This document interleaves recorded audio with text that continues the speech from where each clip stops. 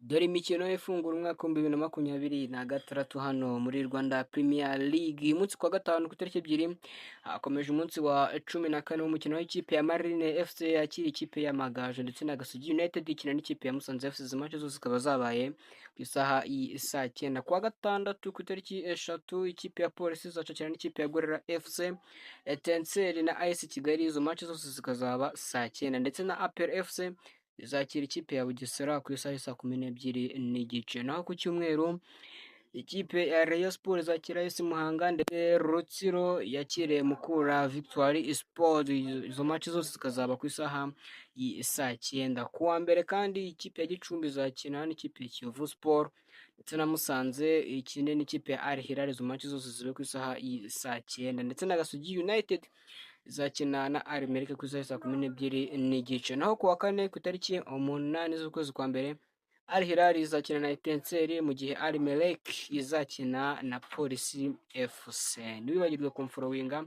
kandi video ndabizi wayikunze guterekaho aka like.